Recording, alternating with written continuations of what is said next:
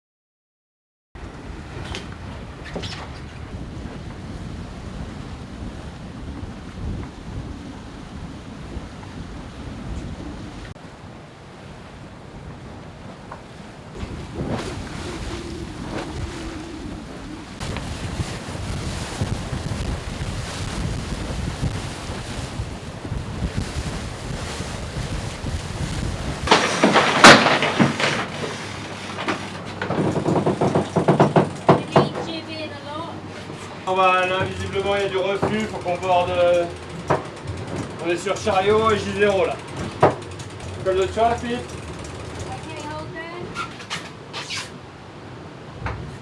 Is the You should be able to take documents.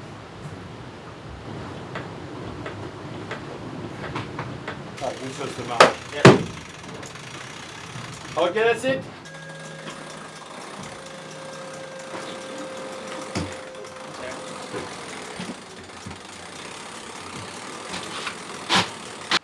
Link, how many transitions? Very light. Everyone's very upset. It's very light.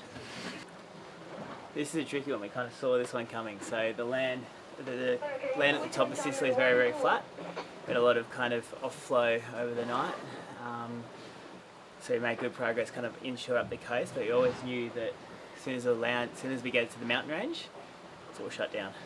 So just like clockwork, if you look outside, you can see it very, very flat and up, no wind. So, but we positioned ourselves in here for a bit of the sea breeze later this afternoon. So we're going to try and drift through this as best we can and set ourselves up for a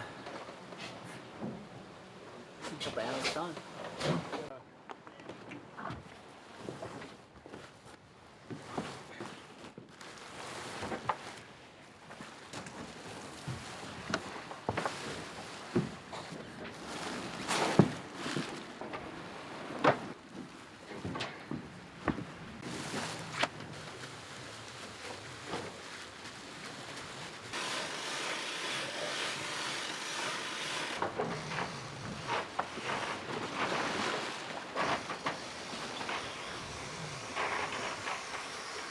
Remember, we did 3.4 and pulled it back, and I think we're going to need it again. So we are having a little bit of trouble with food. We are needing to begin rationing because we packed enough food for 8 days, and generally we tend to eat a little less than what's in our food bags each, except for Seb, he always finishes food bag. So now we're going to have to start rationing our leftover food from one food bag back into the day one food bags, and hopefully I can create a whole new food bag for everyone, one or two of them at least, because instead of the 8 days it's looking like 9 or 10. So yeah, wish us luck.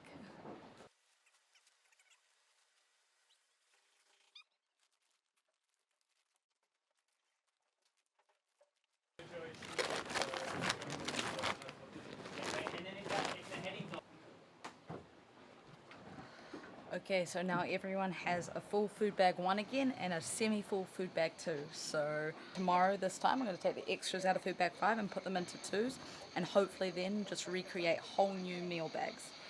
Fingers crossed we're going to make it. However, the coffee front is looking really, really bad. Pray for me, please. Maybe there is a secret spot. Huh? I can't wait for you to smell my coffee tomorrow. I can become a tea drinker. Hands off my tea. That's okay? Actually, I've got plenty of tea. You can drink tea. I like tea. You'll get a British accent by the end of it.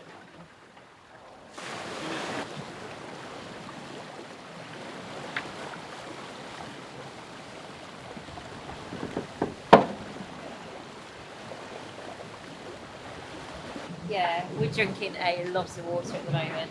I mean, I think I must have drunk 5 litres yesterday, and then we're cooking with it all as well. So there's 5 of us on board. We're drinking a lot of water. We can't store that much water on the boat, so we have to make it via desalination. And I'm about to make water for the day, so I make it normally once a day. So let's just have a little look at how we do that. So down here we have 2 water makers. This is our water tank there, so the fresh water is in this tank, and we dispense it through this little tube and gun there. Now there are 2 water makers here. This is a tiny little one. This is our reserve, and that's installed underneath this one. So it's this whole unit here, and these pumps over here. And this is our desalinator. So the way it works is it picks up seawater, and then it forces it at high pressure through a ceramic filter. And that filter just removes everything from the seawater. So it removes all of the minerals, it removes all the salt, it removes any pollutants or anything like that it's actually really easy to use. Difficult thing on a boat like this is getting the water into it. So let's have a look at our water intake. So there's a water feed that comes through this pipe here, and this goes behind this hatch into the keel itself, and then the water intake goes into the keel. There's a tube that runs halfway down the keel, and then it picks water up from a vent about 2 meters under the surface. Now the reason for that is this boat's out of the water a lot, so the hull is not touching the water, so a conventional kind of hole in the hull to pick water up wouldn't work on a boat like this, which means we have to pick it up from the keel. So the water comes in here, and then we can see it comes off through this filter there. So that takes out any immediate nasties, any big things, any weed or anything that's managed to make its way up through the keel. And then it comes down here, and we've got 2 valves that send the water to different places. So this one sends the water to the engine cooling water, and this one sends the water to the water maker. So first step is make sure the valve's open so we can get water to the water maker. So that water is coming in here, and then it's going through a pump, it's raising the pressure, it's going through a filter, and then it goes finally to the water maker, which is here, and the water maker then allows water into the chamber. The chamber gets up to the required pressure to force the water through the membrane, and then you'll hear it go clunk, and fresh water comes out the other side, and then the ultra salty residue goes back and gets spat back out into the keel box. So they're pretty low maintenance if you look after them and if you run them regularly. Turn this little valve to test just so I can check the water's coming out okay. Press on, that's the pump, getting the water up to pressure. Wait for it and you'll hear a clunk. There, that's the clunk, and there's the water. And another clunk. Now you can see there's quite a stream of water coming out of this. This one makes 37 litres an hour, so it takes us less than an hour to top up our tank, and that sorts us all out for the day. That's 7 litres a person a day, which is pretty good. So I just let this run a little bit longer, just so we know we've got fresh flow coming through. That'll do. Okay, now I'm going to divert the water into the tank. So there we go, you can see it now filling up this tank. And then when the tank's full, it comes out here and overflows into the buckets. And if I'm not on the ball and I forget, then Georgia has a really nice bucket of fresh water to wash with when we're finished. Where I am, the J3 looks a bit overtrimmed now. Yeah, Okay. great.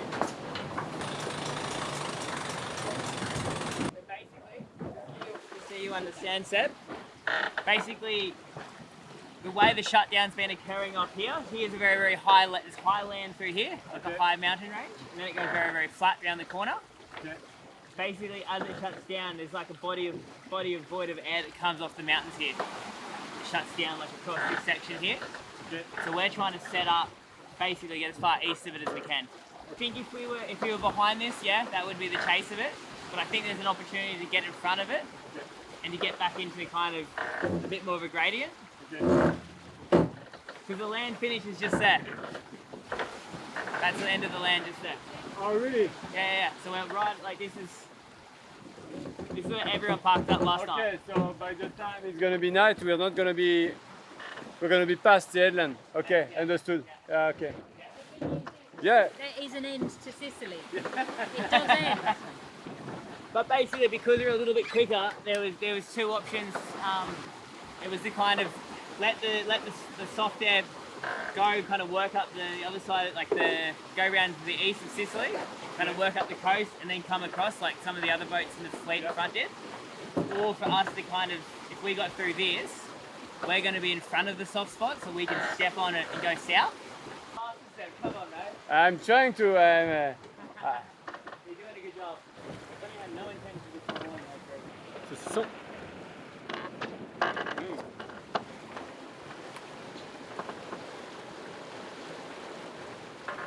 I'm not going to be able to keep some. Was the plan to keep some? No. The plan is to give at least one for Neptune. Well, it has to be that one then, doesn't it? I mean, No, you have to give a good one. No. I think he deserves it after what he's done to us. What do we want him to do to us for next? Like nice wind, good condition. So, okay. That's for you, Neptune! Woo! This is a lucky saucisson. Comes flying back because Neptune's a vegan. Yeah.